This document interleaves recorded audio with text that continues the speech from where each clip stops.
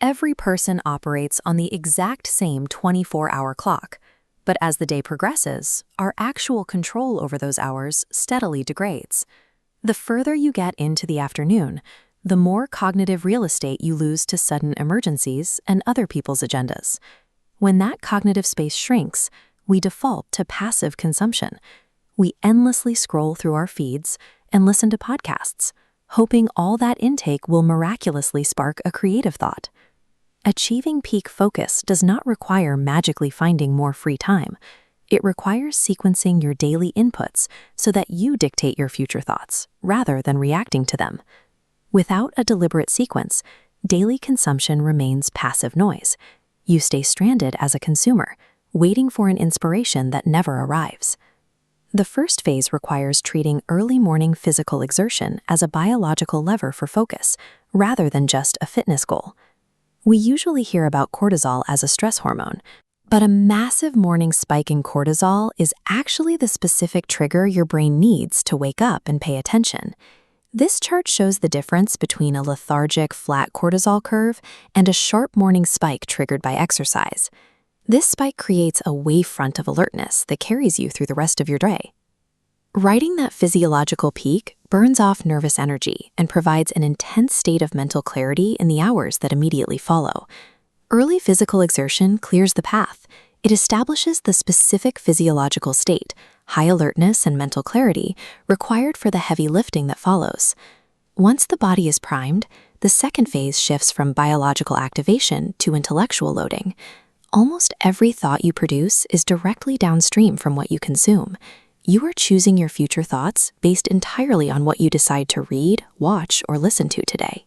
After his audience grew to over 100,000 subscribers, author James Clear tried to prioritize writing time by reading less.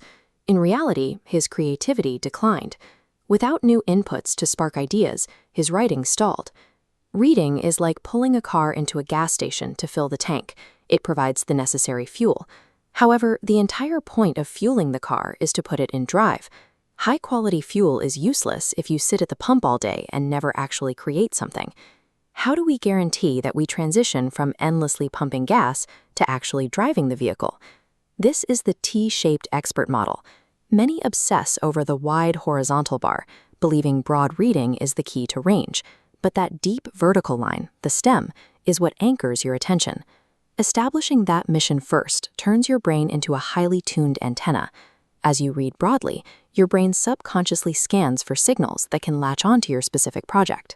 A narrow mission is the mechanism that forces passive inputs to collide. It transforms scattered observations into targeted, useful output. In practice, creativity is rarely a purely original thought. Instead, it's the result of a collision, the synthesis of two ideas that hadn't been connected before. Legendary creators often engineer these collisions. Joni Mitchell famously painted as a preamble to writing and singing, preloading her mind with one medium to spark a synthesis in her primary work. This reveals a repeatable three-step sequence for output. Physically prime the body's cortisol, load the brain with curated fuel, and immediately pivot to a hyper-specific mission. When sequenced, these habits don't just add up, they compound. The biological momentum of step 1 feeds into the fuel of step 2, which is then aimed directly at the mission in step 3. Peak focus and deep creativity are not accidents of free time. They are the direct result of a meticulously engineered sequence of daily habits.